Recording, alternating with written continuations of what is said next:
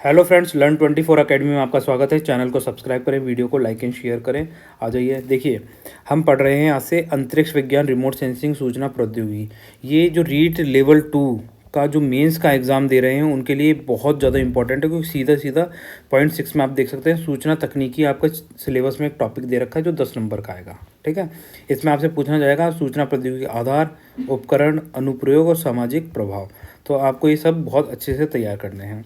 आप देख सकते हैं आपका ये जो एग्ज़ाम पैटर्न किस तरीके का रहेगा। 300 मार्क्स होंगे, 150 क्वेश्चन होंगे, 2.5 घंटे में आपको करना होगा और 1/3 नेगेटिव मार्किंग होगी। तो ये बहुत ही ज़्यादा इंपॉर्टेंट चीज़ है, इनको आप अच्छे से याद रखिए। आ जाइए, आज से पढ़ते हैं सूचना प्रौद्योगिकी। देखिए, सूचना प्रौद्योगिकी को इंग्लिश में बोलेंगे इन्फॉर्मेशन टेक्नोलॉजी। मतलब कि आंकड़ों की जो प्राप्ति, आंकड़े होते हैं जो डेटा होता है ना, उसको सबसे पहले कलेक्ट करना। ठीक है, सूचना संग्रहण, उसका इकट्ठा करना, सुरक्षा देना, परिवर्तन, आदान प्रदान करना, अध्ययन करना, डिज़ाइन करना, ये सारे काम किस में आते हैं? इन्फॉर्मेशन टेक्नोलॉजी में आते हैं। टेक्नोलॉजी की सहायता से जो भी आपके पास डेटा है उसका आप क्या कर रहे हैं? इन्फॉर्मेशन में कन्वर्ट कर रहे हैं और फिर उसको एक्सचेंज कर रहे हैं। यही कहलाता है इन्फॉर्मेशन टेक्नोलॉजी। ठीक है, आदि कार्यों का तथा इन कार्यों के निष्पादन के लिए क्या चीज़ की ज़रूरत पड़ती है? हार्डवेयर एंड सॉफ्टवेयर की ज़रूरत पड़ती है। ठीक है, बिना हार्डवेयर एंड सॉफ्टवेयर के आप कुछ नहीं कर सकते हैं। तो ये क्या हो गए? सूचना इन्फॉर्मेशन टेक्नोलॉजी के टूल्स हो गए। ठीक है, ये हम टूल्स में इनके बारे में डिटेल में पढ़ेंगे। सीधी सीधे दिख रहा है और यही सारी चीज़ें पूछी हैं हमने सिलेबस जब भी डिस्कस किया था। समझ रहे हो आप?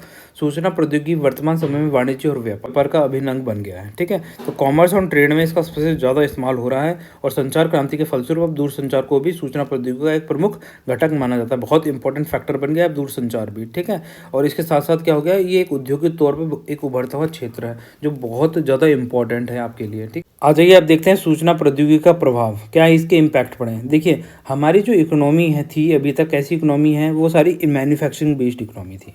परंतु जब से इंफॉर्मेशन टेक्नोलॉजी का डेवलपमेंट हुआ है, इससे क्या है, सर्विस सेक्टर को बहुत ज़्यादा ग्रोथ मिली है। तो इसे हम क्या बोल सकते हैं? इंफॉर्मेशन बेस्ड इकोनॉमी बोल सकते हैं, नॉलेज बेस्ड इकोनॉमी बोल सकते हैं।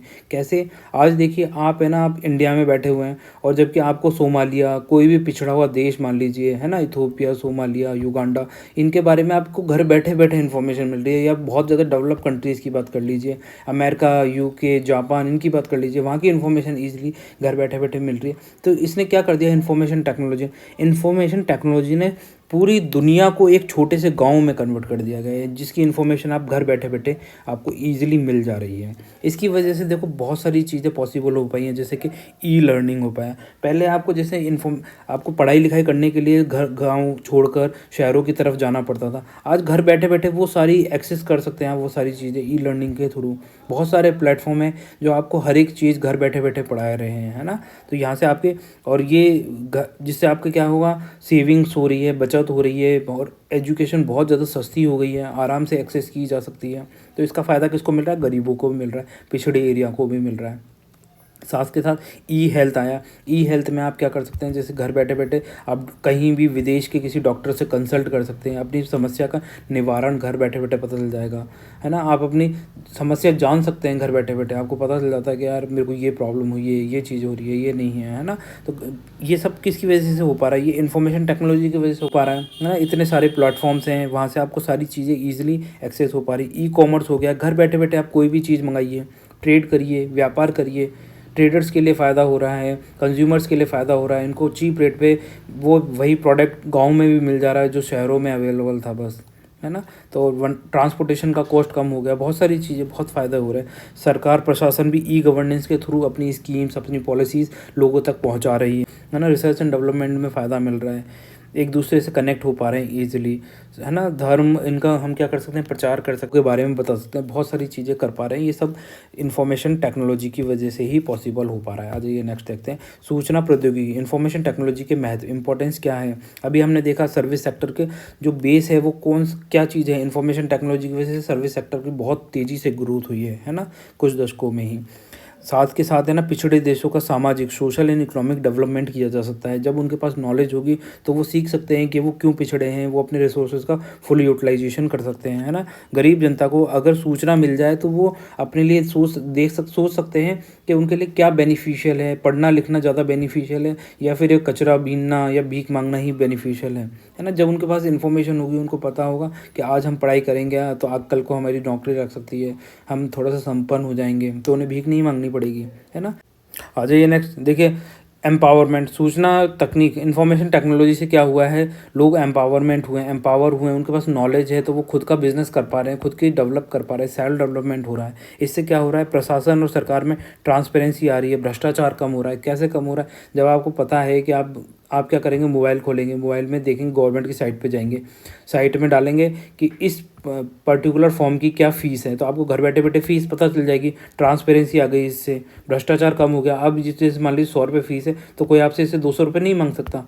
वो मांगेगा तो आप उसे बोल सकते हैं देख 100 रुपये तो फ़ीस है, तो फिर वो 100 रुपये ही लेगा। भ्रष्टाचार कम होगा इससे, है ना।